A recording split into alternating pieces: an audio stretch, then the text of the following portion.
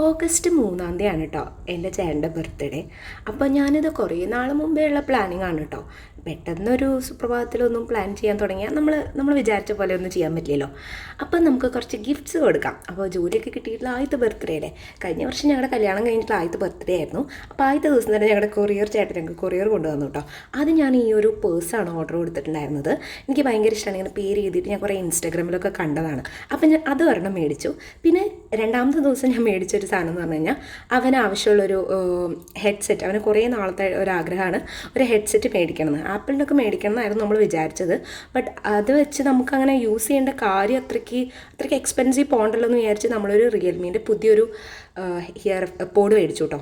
അങ്ങനെ അത് കഴിഞ്ഞ ശേഷം പിന്നെ അവന് വേണമെന്ന് പറഞ്ഞിട്ടുള്ളൊരു സാധനമാണ് ഒരു ട്രിമ്മർ. അത് മേടിച്ചു കേട്ടോ. അത് 3-ാമത്തെ ദിവസം അത് മേടിച്ചു. പിന്നെ ഇത് ഓരോ ദിവസം ഞാൻ 2-3 ഇടുന്നുള്ളൂ കേട്ടോ. ഇത് കുറേ ദിവസങ്ങൾ കണ്ടിന്യൂസ് ആയിട്ട് നടന്നതാണ്. പെട്ടെന്ന് ഇങ്ങനെ എല്ലാം കണ്ടിന്യൂസ് കിട്ടില്ലല്ലോ. അത് കഴിഞ്ഞ ശേഷം ഫൈനലി ഇത് ആർക്കും അറിയാണ്ട് ഞാൻ ഓർഡർ കൊടുത്തതാണ്. ഇതൊരു വാച്ചാണ് കേട്ടോ, ഫോസിലിൻ്റെ. എനിക്ക് ഭയങ്കര ഇഷ്ടപ്പെട്ട്, അവന് ഭയങ്കര ഇഷ്ടമാണ് വാച്ചൊക്കെ. അപ്പോൾ നല്ലൊരു ബ്രാൻഡിൻ്റെ തന്നെ അവന് നല്ല വേണമെന്ന് എനിക്കൊരു ആഗ്രഹം ഉണ്ടായിരുന്നു. അപ്പോൾ അങ്ങനെയാണ് ഞാൻ ഇത് ഓർഡർ എടുത്തത്. എനിക്ക് ഭയങ്കര ഇഷ്ടമായിട്ടോ. ഇത് വന്നപ്പോൾ നല്ല അടിപൊളിയായിട്ടുണ്ടായിരുന്നു. നല്ല ക്ലാസിക് സാധനമായിരുന്നു. ഇതെനിക്ക് ഏറ്റവും പ്രിയപ്പെട്ട എൻ്റെ ഗിഫ്റ്റ്. ഇത് ആർക്കും അറിയില്ലാത്തൊരു ഗിഫ്റ്റാണ്.